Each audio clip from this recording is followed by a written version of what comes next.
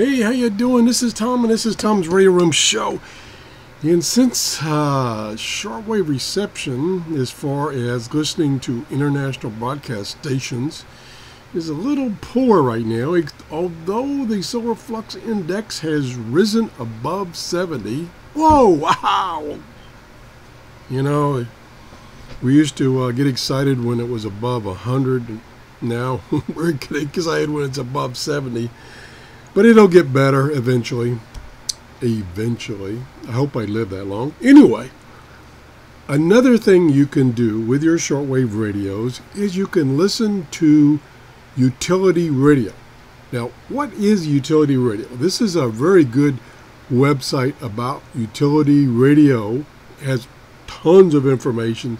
I'll put the link to this website down in the description below this video. And here the author explains what utility radio is. And it's basically everything besides broadcast stations, pirate radio stations, and amateur radio stations. Basically everything else. And it includes things on long wave, medium wave, HF, VHF, and UHF. And the stations transmit in all sorts of modes. Typically, the voice is either lower sideband, upper sideband, could be Morse code, could be some other coded information. And then down here, he gives you a summary of things you can find. Now, this website will tell you where to find these things, what frequency.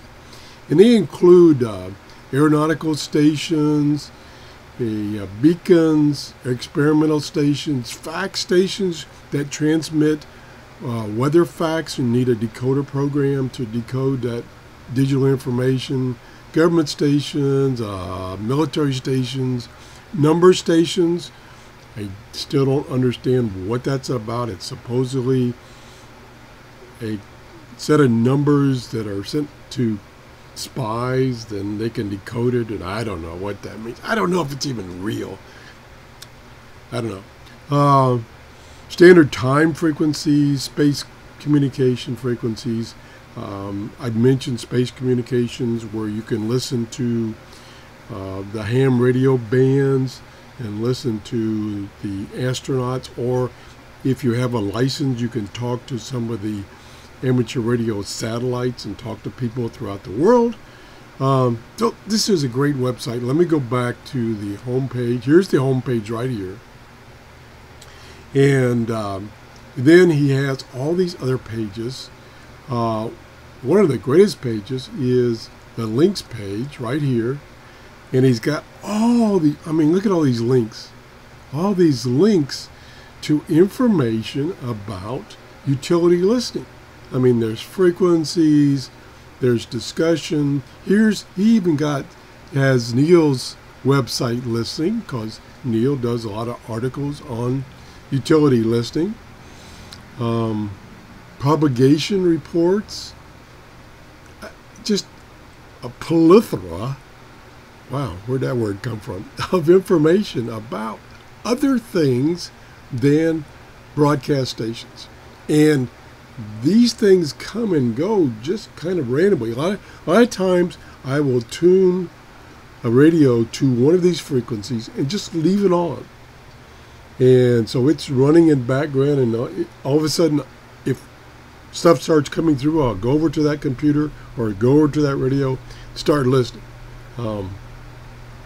One that caught my eye and what's kind of sparked my idea of doing this show is there's also a group associated with this website that sends out messages about, what people have found and stuff like that as far as frequencies. And I got one yesterday, I believe it was, and it was talking about somebody receiving conversations on 8.282, I think it was US, upper sideband. And it was fishermen in various parts of the world, in the Gulf of Mexico, in the Pacific, wherever. Well, I live near the Gulf of Mexico, so I thought I'd tune my radio to it. So I left it on for about 3 or 4 hours. Unfortunately, I didn't hear anything. As a matter of fact, I thought my radio was broken. There was nothing on the spectrum. So I thought the radio was broke or the antenna was broke. So I went down to my workshop, different radio, different antenna, nothing on the bands. The shortwave bands were zero, nothing. So that was disheartening. Anyway, look at all this stuff. Let me see if I can find one real quickly that I've used. Radio reference, of course. I've used that a lot. RX Wings is a program that it's a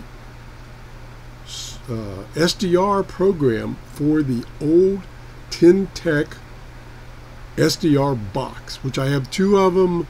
One I know the front end FET has been blown, which is quite common. Matter of fact, I think those have gotten blown out twice in that receiver. The other one I think still works, but it's hooked up to, this is old software. It's probably 15 years old, and it's hooked up, or it's installed on an old laptop of mine, which I turned it on the other day just to see if it still works. So anyway, I digress. Let me see what else. FCC license search, if you want to do that. Here's the HF link net.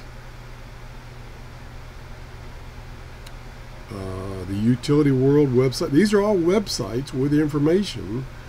There's the Kiwi SDR, which I have, which is not well known. It's not a bad little SDR. It's a little costly, not well known. I was trying to find out, gee whiz, I just looked at a web page yesterday. Here's Universal Radio, which sells various types of radios. This one here, I think was the one. I think this was the one I looked at. Don't see the page right offhand. My memory is gone. I can't remember anything. Here's a propagation page. Let's see what that is. There we go.